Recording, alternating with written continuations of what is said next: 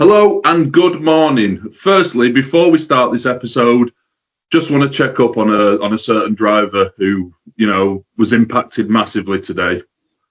George, are you all right, mate? I mean, your luck has been awful this year. Not that have you been given the greatest car ever.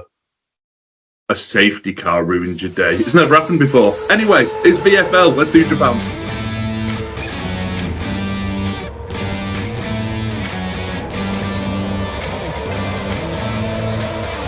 Yes, hello, and welcome to this week's episode of VFL. Of course, we are reviewing the Japanese Grand Prix. I apologise in advance if my voice sounds a little bit weird, but I have been dying with man flu. But I couldn't miss the opportunity to listen to another one of Phil's anti-George Russell rants.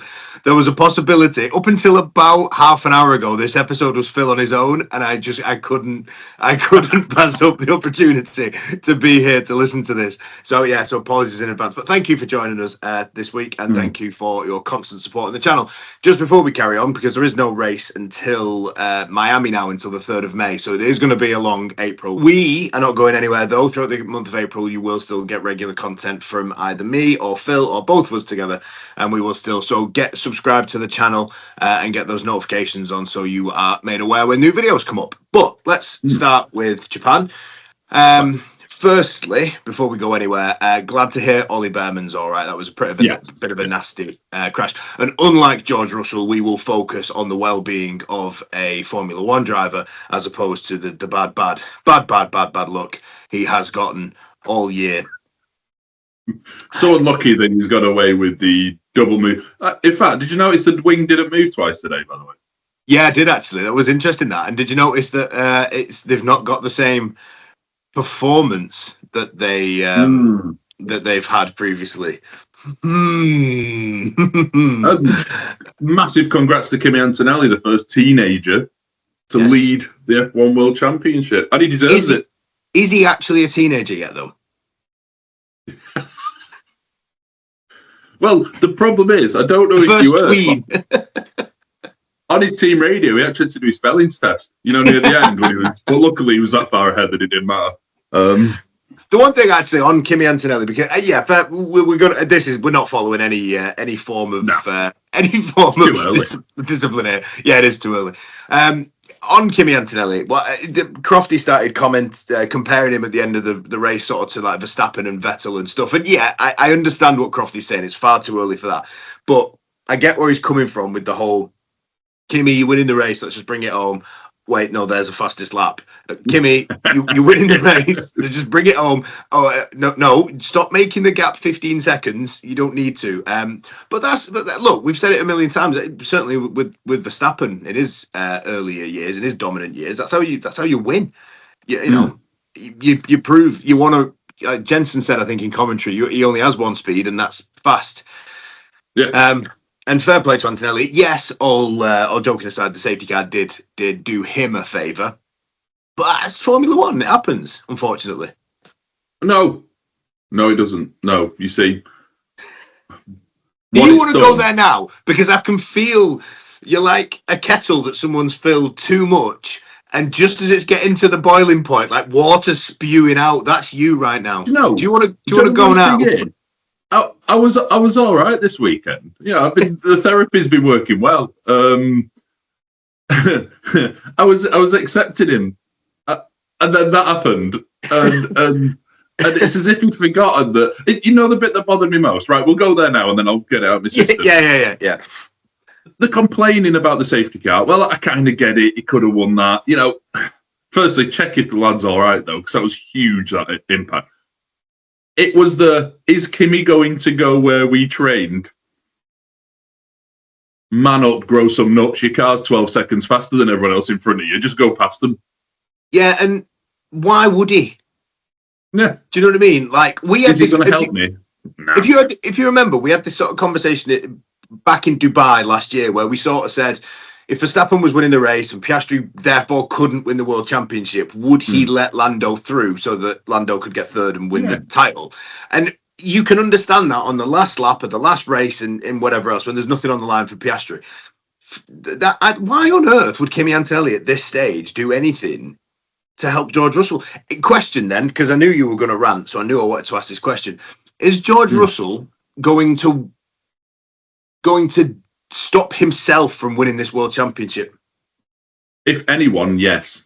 Do you get what I mean by that? Like, yeah. But it backs up what we said at the start of the year, though, that is he the guy? He's been talking right and saying he's the leader and stuff. Is he? Yeah. Next race will prove anything. This is getting to that point that we discussed last year, and luckily we're almost in a very similar situation that no one seems to be able to touch the Mercedes, just like no one could touch the McLaren. Lay a few shots on him. We'll pick up on other bits in a bit, but and we said, is Norris going to be the reason Norris doesn't win? Yeah. And he took a step forward, and we said next race is critical. Next race is critical. I already believe that if Antonelli goes and wins in Miami, which, let's be honest, it was quick last year, right? Yeah. I don't know. It just feels. I mean, he's the victim of his own downfall. I don't mean that nasty. And this isn't me laying into Russell. I think he's a fantastic driver. He's proven that he's a great driver. He's been given a car. He went and won the first race. Not only won it, he battered everyone. I just, he seems to be getting himself into fights that he don't need. We said in Australia, didn't we? Keep an eye on Antonelli. No, He wasn't. And lo and behold. Yeah, lo and behold, in 2 races since, Antonelli's gone and won. I have another question for you as well, moving slightly on from the Mercedes situation. Did you enjoy your 2 races better than us? I'm kidding. Did I? No, I don't think I particularly did. No, I mean, Piastri's comment about we're good when we start. I was just about to go into. I love that at the end. When we start, we're actually quite good. I loved that comment at the end. The thing, what I will say is, Piastri got the better of Leclerc off the line, which is no mean feat this year, especially with those Ferraris. Leclerc did Norris a favour because if not Leclerc had been stuck behind Hamilton, Norris wouldn't have got either of them. Yeah. Leclerc seems to be slowly figuring out how to use that battery against a much more powerful Mercedes unit, whether it's in the McLaren or whether it's in the Merc. I mean, Verstappen struggled getting past Gasly in a blue Merc as well, didn't he? So fair play to Pierre Gasly. I actually thought he raced really well, Pierre Gasly, and we'll go onto that in a minute because I do want to bring Gasly up with Ant v Phil. On Oscar Piastri, sorry, I lost my train of thought then. With Oscar Piastri, I actually thought if anybody today wanted to feel in any way aggrieved by the safety car, it should be Oscar, not George Russell, it should be Oscar Piastri, because, and what was really, really good to see, as a McLaren fan, was 2 points. One, Piastri finally started and proved that he's incredibly quick. Like, we knew Oscar Piastri, we said it all last year, Oscar Piastri will be a world champion. Maybe not this year, whatever, but he will be a world champion. I know, no doubt in that. And he's basically just gone and proved today that I'm still here, don't forget about me. He can feel a bit aggrieved with the safety car, but like we said at the start, that's but we'll do it now then. Oscar Piastri, we both agreed this before we even started filming. Oscar Piastri is the VFL driver of the day. I think when you consider I know we got the F1 one as well, but I think if you consider the way his season started, his confidence must have been sort of on the ground. But he's just his typical. You know, at one point he even said they asked him if they thought an early pit stop would do him any benefit, and he was like, "If you think so." It was just there was no. You're winning the race, and we all know that the McLaren's not the best car at the moment. We probably third of the 3, and you're winning the race. You've got no real right to be there, and why are you not papping it? Why? What got me was you trundling around, and Russell was all over him for quite a bit of the race, wasn't it? And he went, if we if we maintain position, I think we can hold this. Yeah. He's swarming all over the back of me. Yeah, it'll be all right. Exactly. No, I thought. Well, if the tyres last, go on then.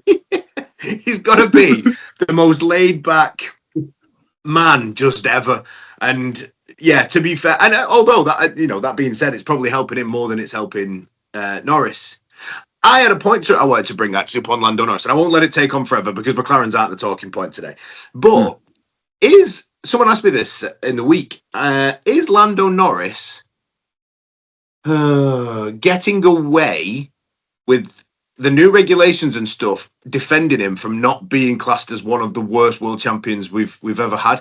In regards, sorry, what I mean by that is I'm a big Lando Norris fan, you all know. In regards to the fact that there is no significant defense at the moment, and today's proven he's probably not even the best McLaren driver, and he's had a lot more experience in the car. So is he kind of getting away with it? Because I think the worst defense from memory is probably Damon Hill in '97, but that's not his fault. Williams dropped him and he ended up in arrows. But do you get what I mean? Is Lando? You are? Damon Hill got closer to winning a race in the arrows than Norris looks like he's going to at the moment. But because I couldn't really answer it. I don't think Norris it was ever going to be a title defense. I think we're in a completely different championship. Yeah. And do you think that's so? That's what I mean. Is he getting away with that question not being asked because we all knew that it wouldn't be? Is he one of the strongest world champions ever? Probably not. Yeah. Because he was never going to dominate like past champions have, and I think that's what's let him off the hook. I'm not saying he's not good. I agree, and that's not my point either. I'm saying this break has probably stopped the questions of could he have been Schumacher, Hamilton, Verstappen, Prost. He doesn't need that question now. And the fact that McLaren have started slowly has probably removed all the pressure of that number one being on his car. Yeah. Would he like to have been at the front? Yeah, I think he would. Obviously. Yeah, of course, yeah. If the regs had carried on another year, could he have defended it against Verstappen again? If we'd have had the same cars and because that's the question, and possibly. So in that sense, I don't think he's getting away with anything. I think people who know respect him enough. But this sounds horrible because I know you're a Button fan. Is in the Button Raikkonen category. Now I've put Raikkonen in there as well. One hit wonder, yeah. I think so, and I don't think that's a bad thing. Christ, he asked Leclerc if he'd like one championship and he'd jump at it. But I think. I hope Kimi wins this year. That's all I can say. Well, let's go back to that because, like I say, it isn't a McLaren story today. Although well done for first podium of the season. It was nice to see us back, able to compete in that. It's nice to see that it's three cars at the front. I would still say the Mercedes are ahead. I would still say Ferrari's second, and I would still say McLaren are third in that. But it was nice from my point of view to see bridge that gap. And we even said at the end of the China video, we want to see McLaren bridge that gap and Red Bull bridge that gap. And we want competitiveness. And it was a good, exciting race.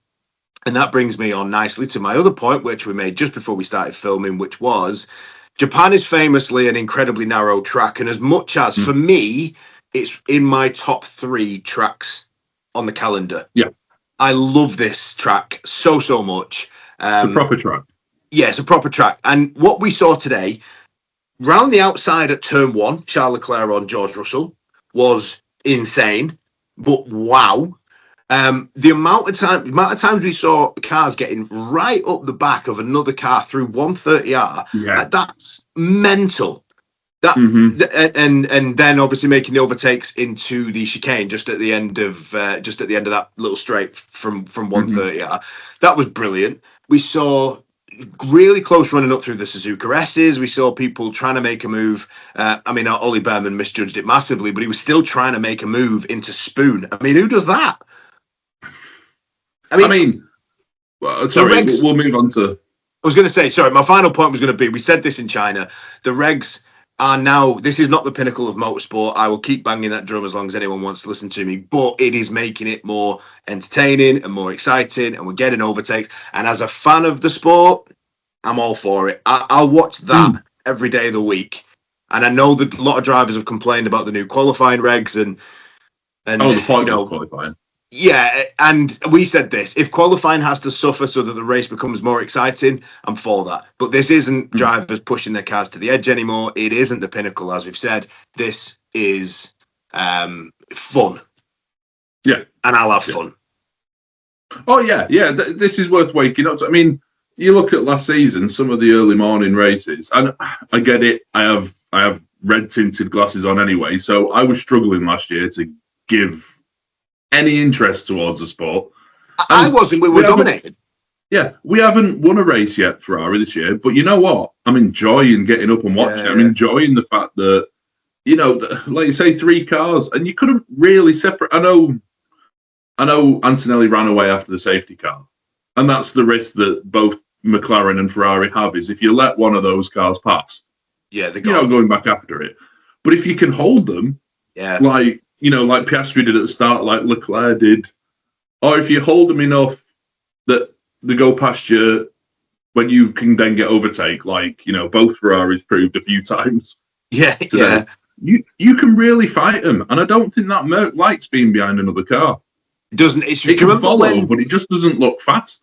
Well, we've had this before with Merc. If you remember in Hamilton's dominance, it was so good when it was away, but it could not follow. And Toto Wolff famously criticised it a number of times for just being unable to sit behind another car. And like you said, Antonelli's bad starts are helping the fact that, like you said, if he gets away from the start and is gone, then it's going to be difficult. But his difficulty starting is allowing, obviously a great start from Piastri today. I think borrowed Charles Leclerc's mushroom from Mario Did you say that in the cool down room. I did.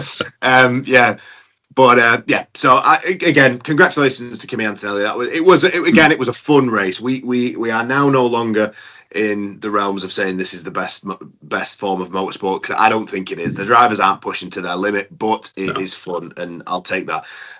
One thing I did want to ask you, just a quick one on Max Verstappen, because he is struggling. And Red Bull is struggling because Hadjar's not a bad driver either. Hadjar seems to have cured the curse of the second driver, by the way. I think by putting the curse on the first driver. I don't know. I think they've bitten off a lot this year, and you can only be amazed that what they've done is brought Ford into the championship, who have no experience at all with any sort of hybrids. They're building their own power unit. They'll get there. I've no doubt whatsoever they'll come back. I think, will they come back quick enough to keep Max around? Because he does not look interested in the slightest. No. Do you think he'll last the season? Mum raised this point, didn't she? Hi, Mum. Yeah. Hi, Mum. Hi, Mama. Do you think she'll last?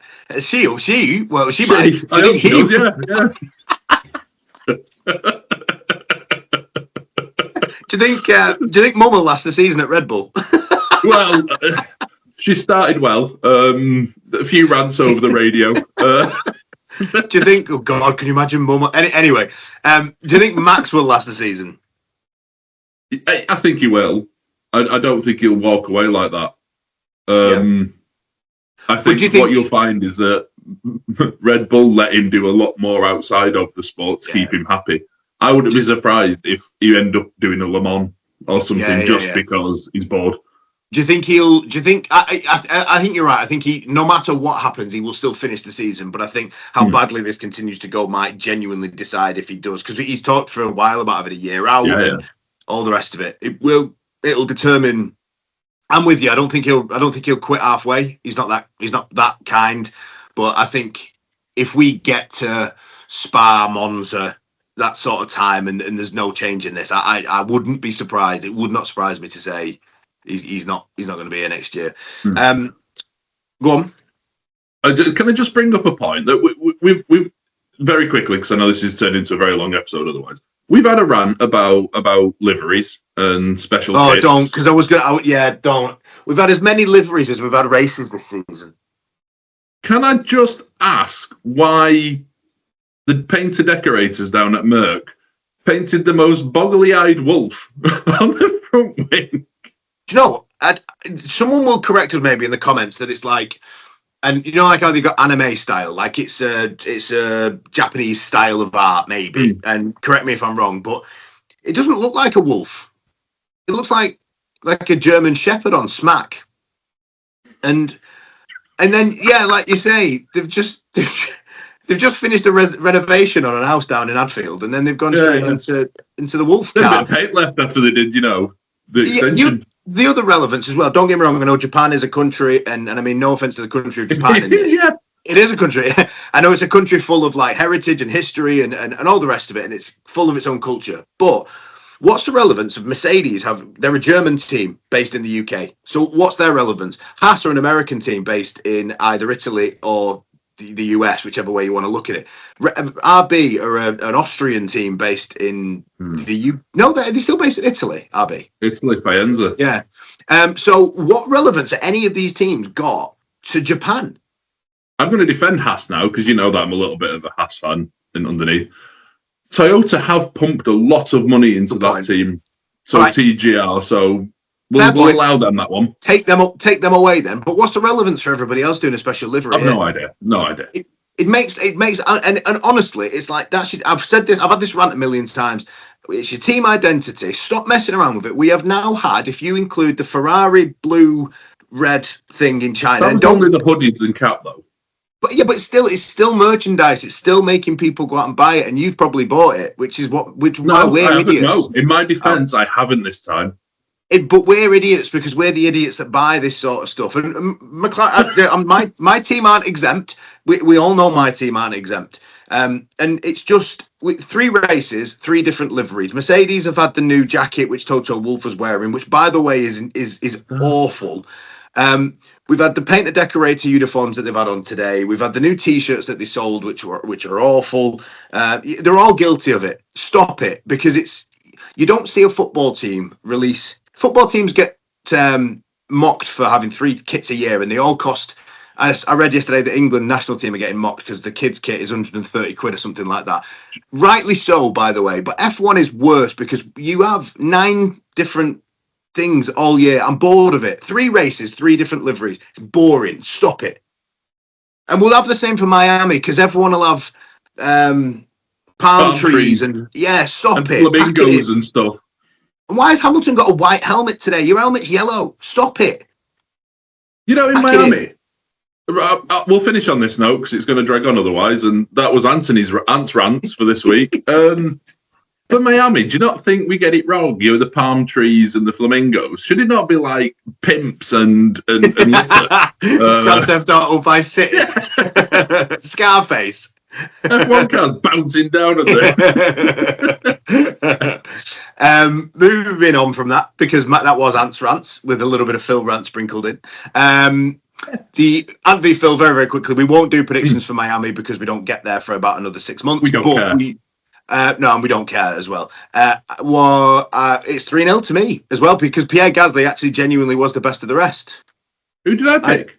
You said Behrman. I had to watch the episode. Yeah, I had to watch the episode this morning when I woke up because I couldn't remember who we both said because we weren't allowing ourselves Mercs or Ferraris.